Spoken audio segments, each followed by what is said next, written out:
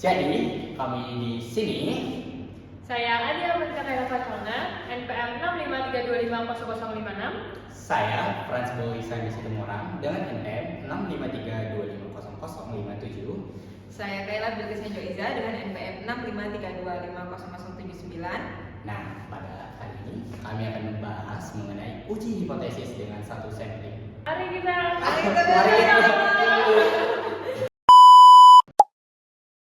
Jadi teman-teman, sebelum kita masuk ke materi uji hipotesis rata-rata satu sampel, kita harus tahu dulu nih, apa sih pengertian hipotesis itu?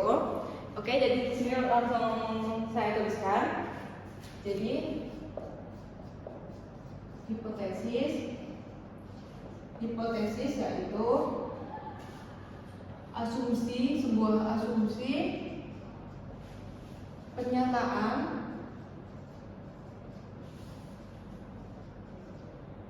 yang dimana asumsi ini tuh bisa benar atau salah. Nah, asumsi ini berhubungan dengan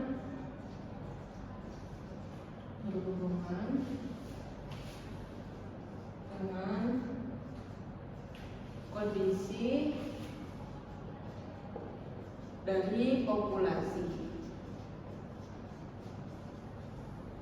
Nah, jadi ini adalah pengertian hipotesis yang dimana hipotesis adalah sebuah asumsi pernyataan yang dimana asumsi ini tuh bisa benar, bisa salah, dan asumsi ini berhubungan dengan kondisi dari populasi. Lalu hipotesis ini ada dua jenis utama. Yang pertama yaitu hipotesis nol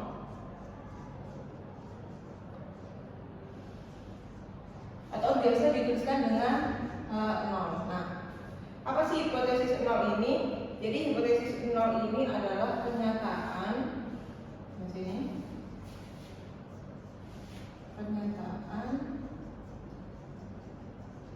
yang dianggap benar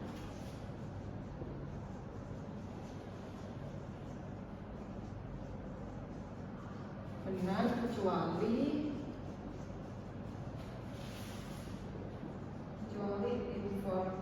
informasi atau bukti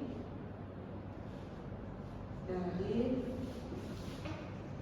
sampel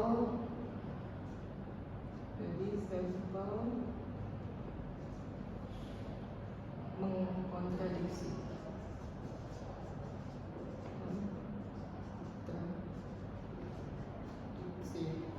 Jadi hipotesis nol ini adalah pernyataan yang dianggap benar kecuali informasi atau bukti dari sampel mengkontradiksi. Lalu yang kedua itu ada hipotesis alternatif.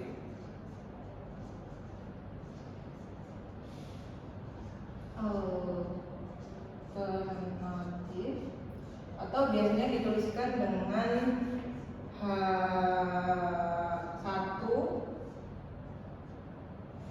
atau HA ya biasanya teman-teman. Nah, apa sih hipotesis alternatif ini? Hipotesis alternatif ini adalah sebuah pernyataan yang kita curigai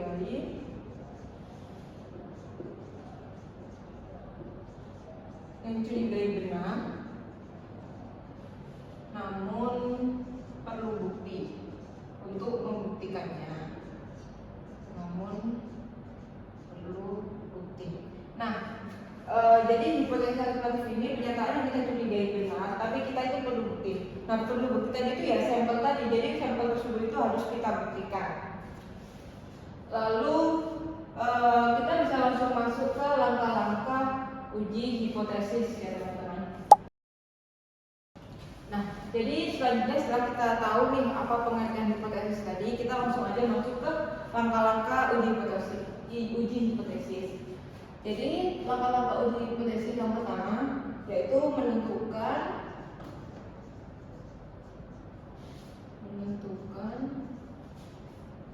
H0 dan juga H1. Nah, tadi yang seperti di pengertian tadi ya teman-teman. Jadi kita menentukan mana sih hipotesis nolnya sama mana sih hipotesis alternatifnya. Lalu biasanya H0 ini dituliskan dengan sama dengan ya. Jadi misalnya diketahui berat badan siswa H0 nya itu 50, jadi dituliskan dengan sama dengan. Lalu yang kedua kita menentukan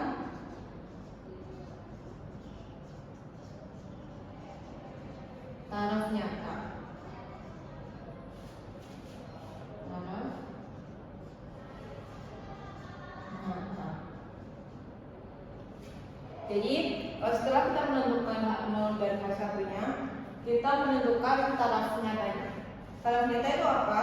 Jadi taraf nyata atau alfa ya, itu adalah batas kesalahan yang kita izinkan.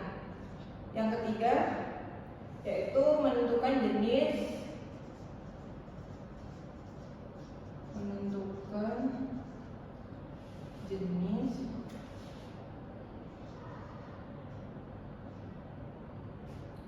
ini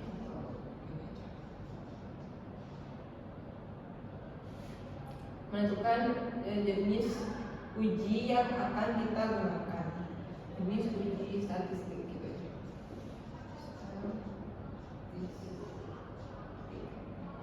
Nah, kalau sampelnya besar, di sini kalau misalnya n pada 30 itu pakai uji bed. Terus kalau sampelnya kecil atau mungkin n30 itu pakai uji T. Nah, lalu yang keempat yaitu menentukan daerah penolakan. Menentukan daerah kritis, ya, kritis atau penolakan.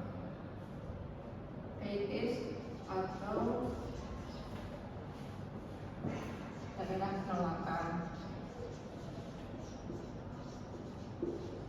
Penolakan berdasarkan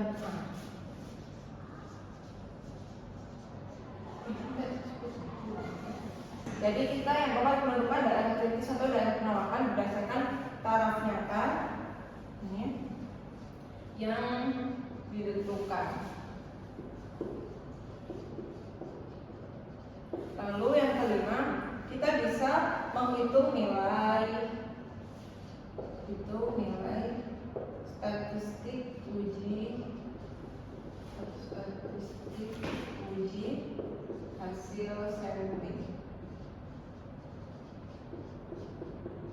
Jadi kita memasukkan data ke sampel rumus yang sudah kita pilih ya teman-teman. Dan yang keenam, kita bisa langsung mengambil kesimpulan.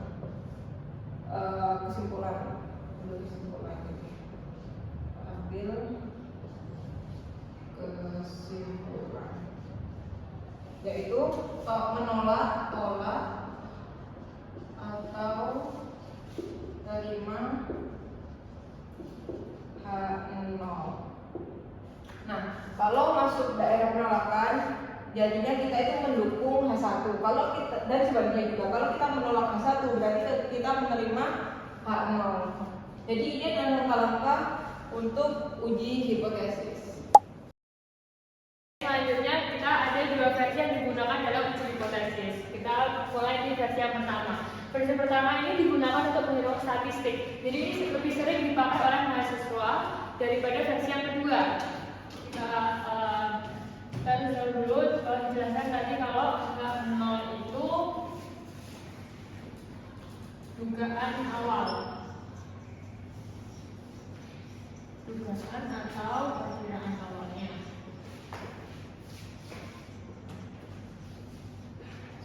Nah, sedangkan H1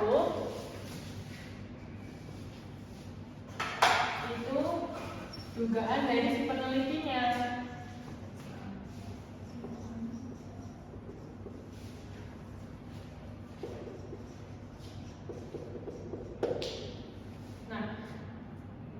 kalau kita duga nolnya segini, namun dugaan peneliti itu lebih besar dari nolnya, maka itu theta 0. Kenapa ini juga di satu? H0 itu pasti menggunakan sama dengan karena dipastikan kalau dugaan itu pasti selalu benar, makanya digunakan sama dengan. Maka kalau dugaan lebih besar, H1 atau dugaan dari penelitinya itu lebih besar dari theta, lebih besar dari theta 0. Namun jika lebih kecil, maka H0 theta sama dengan theta 0 1 theta kurang dari theta 0. Yang pembedanya itu ada di sini dengan ini. Ini cuma pembeda aja. Ini ada di sini sama di sini. Tapi kalau ternyata nilainya itu berbeda, maka tulisannya theta sama dengan theta 0 dan H1 theta 0. Karena nilainya berbeda, maka tidak sama dengan dari theta 0. Seperti itu. Kita lanjut versi yang kedua. Ada versi yang kedua. Dan di versi kedua ini H0 itu berkebalikan dengan H1. Jadi H0 ini kebalikan dari H1. Jadi ini lebih menjelaskan hubungan logis antara H0 dan H1. Ini juga nggak sering dipakai. Lebih sering dipakainya tuh versi yang pertama. Ini tuh lebih memahami konsepnya aja. Jadi misalkan contoh di versi kedua ini, kalau H1 mengatakan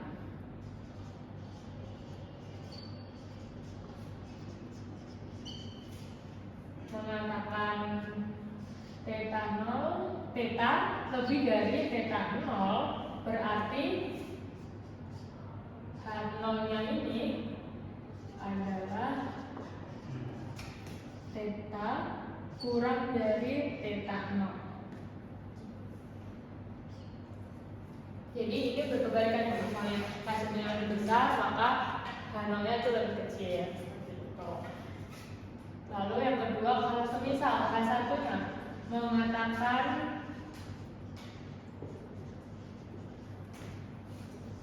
theta kurang dari theta 0, maka H0-nya itu lebih dari sama dengan theta 0. Itu nah. Kalau semisal H1-nya, tadi kan ada yang jika nilainya berbeda dari versi pertama. Nah, kalau yang di versi kedua ini gimana cara penulisannya? Kalau nilainya berbeda, berarti jika H1 mengatakan theta sama dengan theta 0, maka H0-nya adalah theta 0 tidak sama dengan theta 0.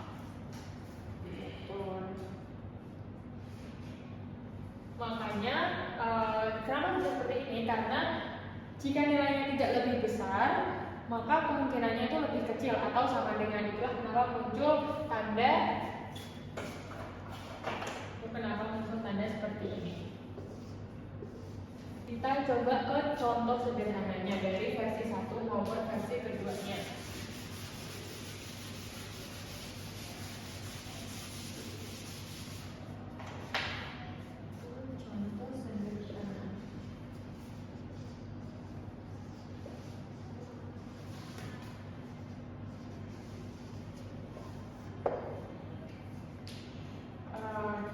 Kita menulis soalnya dulu, misalnya sebuah pabrik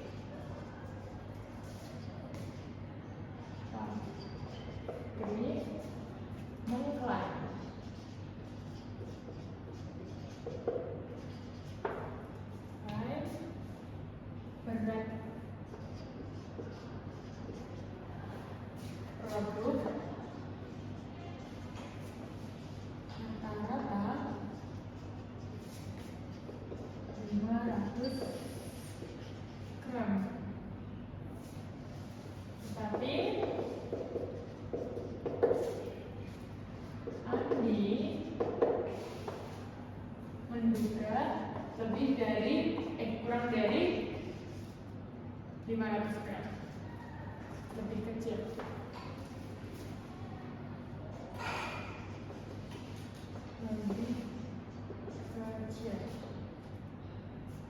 Maka di versi yang pertama itu dituliskan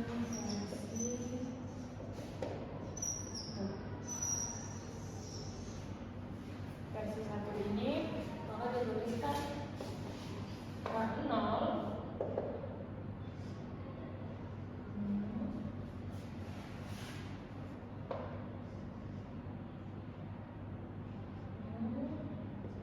sama dengan 500.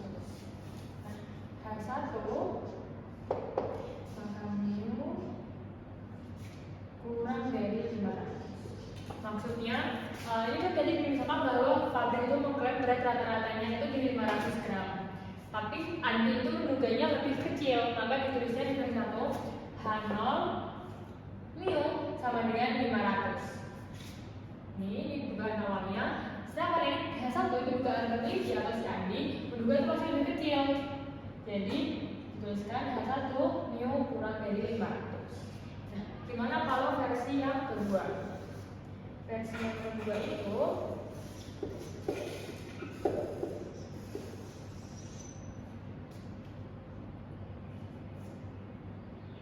dikatakan bahwa H0 mu lebih dari sama dengan 500. Maka H1 aku dugaan si Andi itu kurang dari 500. Jadi ini berkebalikan, atau seperti konsep kita tadi yang versi kedua, H0 itu berkebalikan dengan H1. Sebenarnya makna di antara keduanya ini sama aja, cuman berbeda di cara penulisannya saja. Jadi itulah kedua versi dari yang sering dipakai oleh uji hipotesis di mata pelajaran statistika ini. Contohnya adalah kita bikin tabel hipotesis yang diajarkan oleh Pak Edward. Misalkan ini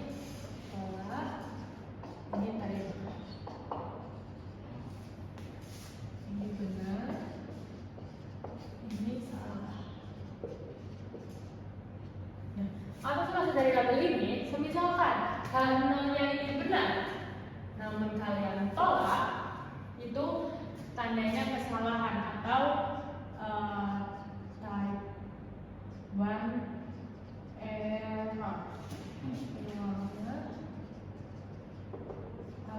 Nah, ini buat teori simplifikasinya itu di 5% atau 0,05. Nah, jika H0-nya itu salah dan kalian itu tolak, itu malah justru keputusan yang benar atau itu memang yang diharapkan. Atau sebut juga di sini kita tulis right decision. Selanjutnya cara membacanya adalah misalkan H0-nya ini benar dan kalian terima, itu juga keputusan yang kita harapkan, yaitu yang benar. Maka sama, yaitu right decision. Nah, tapi kalau misalnya H0-nya salah, tapi malah kalian terima, itu termasuk type 2 error. Ya, peluang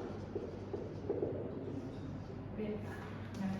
Nah, kita lihat contohnya biar lebih jelas ya dari 4 keputusan itu. Misalkan sebuah pabrik mengklaim bahwa rata-rata isi kemasan adalah 500 gram. Hipotesisnya berarti H0 beta sama dengan beta. H0 mu 500 gram.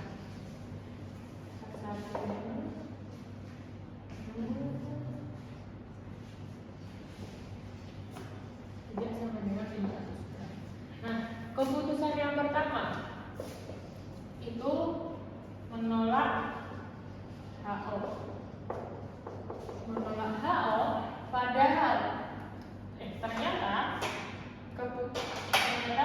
rata-ratanya itu benar ternyata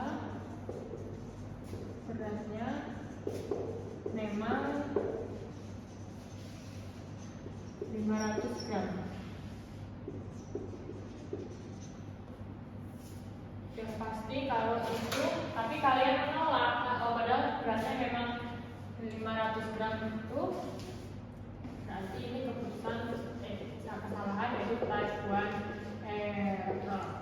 Nah, kalau semisal lagi yang keputusan kedua menolak HO K0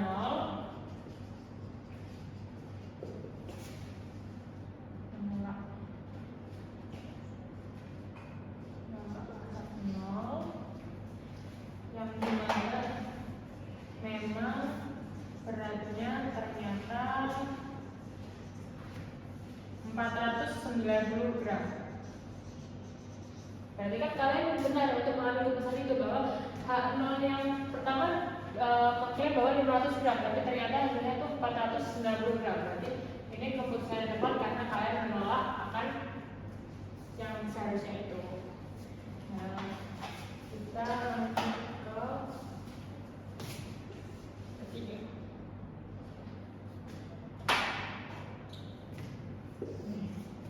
Yang ketiga atau menerima H0.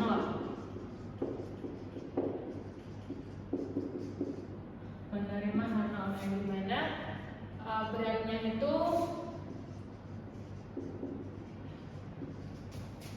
adalah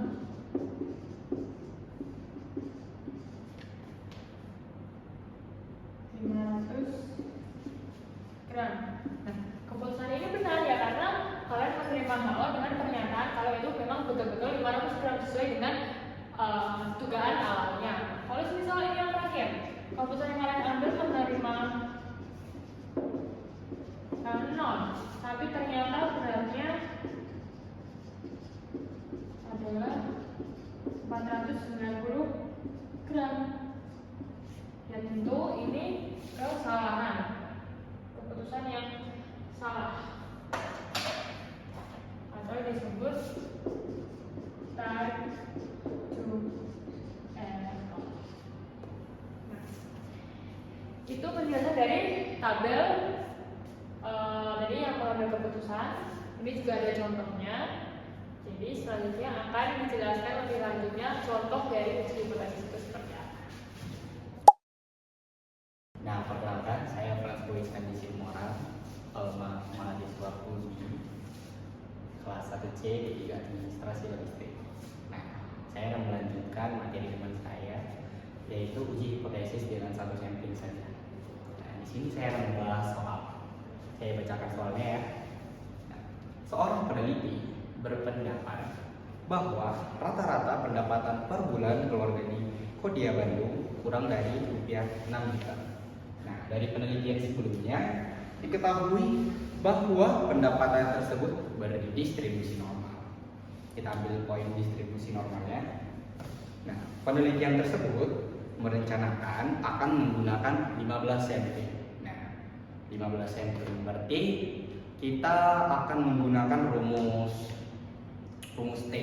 Karena kalau dia N-nya lebih kecil dari 30 itu, kita menggunakan rumus yang T. Sedangkan kalau lebih dari 30, kita akan menggunakan rumus yang Z.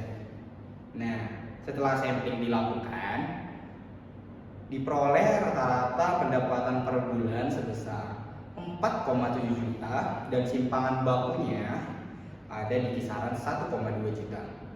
Nah, pertanyaannya, apakah cukup bukti untuk mendukung pendapat peneliti tersebut? Nah, mari kita simak. Nah, yang pertama itu kita menentukan hipotesisnya.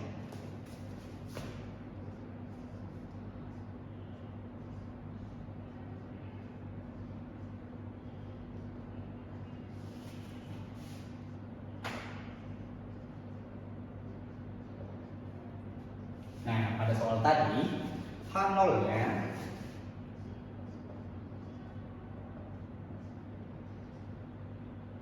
sama dengan 6 dan H1-nya itu lebih kecil dari 6. Nah, karena dia menggunakan lebih kecil dari 6, berarti kita akan menguji yang sebelah kiri. Oke. Nah, langkah yang kedua itu kita menentukan taraf signifikansinya.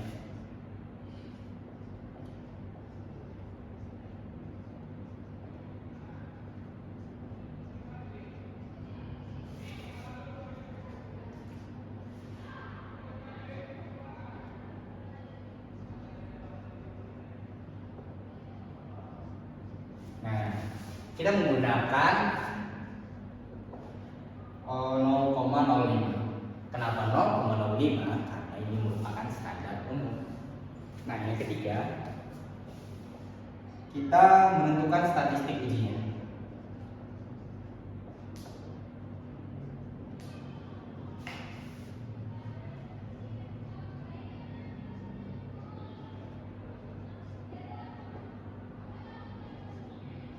Nah, seperti yang saya katakan tadi bahwa N-nya lebih kecil dari 30, maka kita akan menggunakan rumus T, di mana T sama dengan rata-rata dari mana? Yang dari atas tadi dikurang 0 per S per akar N.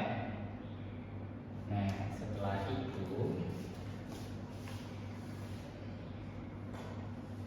kalau kita masukin rumusnya ya, di mana tadi itu kalau rata-ratanya itu kalau PS dengan rata dikurang 0 per S per akar N. Nah, rata-ratanya dari 4,7 dikurang 6 dan S-nya itu simpangan bakunya ya 1,2 per akar dari 15. Nah, 4,7 kurang 6 itu minus ya.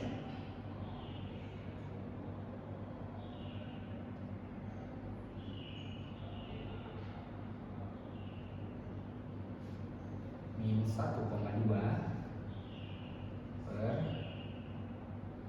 1,2 tadi di ini kalkulatornya per 1,2 dibagi akar dari 15. Kita mendapatkan hasil bahwa 0,3098. Ini ada kelebihan di sini di unit 3.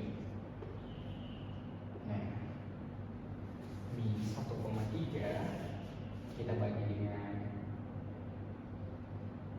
0,3098. Nah, kita mendapatkan hasil bahwa nilai T sama dengan min 4,20. Nah, setelah itu kita lanjutkan untuk menghitung bahwa V-nya itu sama dengan N dikurang 1, di mana N-nya ada 15 dikurang dengan 1 sama dengan 14. N-nya ada 14 ya, 15. Nah, maka dapat kita simpulkan dari tabel KN2 yang ini ya guys, yang nih 0,05 yang bagian sini ya,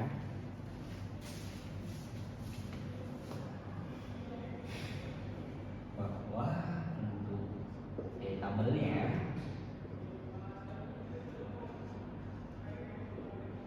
ada di 1,761. Nah, karena kita menunjukkan sebelah kiri, maka kalau angkanya berubah menjadi angka yang negatif.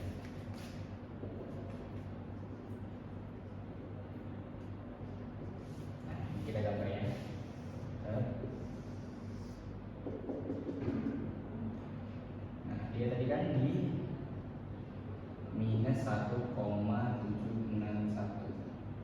Nah, kita absennya sebelah sini ya.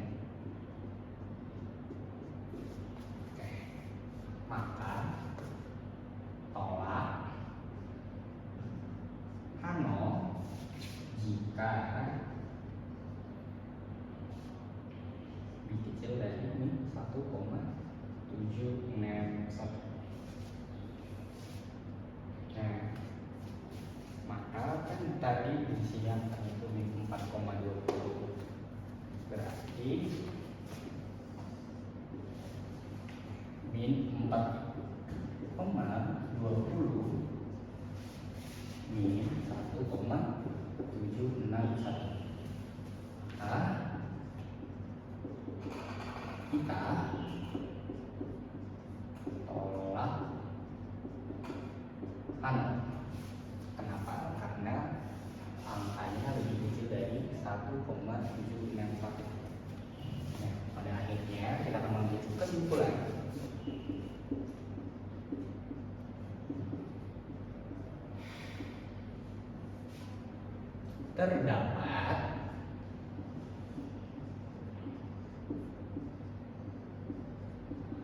Terdapat bukti yang cukup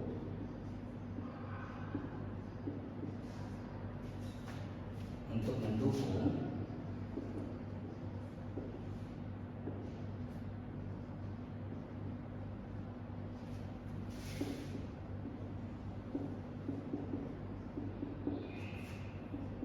peneliti bahwa rata-rata kata-katanya jangan sampai terlewat teman-teman, karena ini merupakan inti dari kesimpulannya. Karena kalau tidak ada kata rata-rata, ya kesimpulan ini sama aja bohong. Karena kan kita mencari itu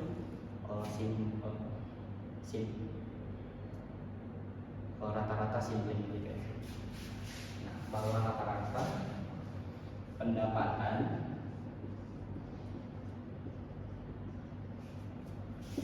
per bulan keluarga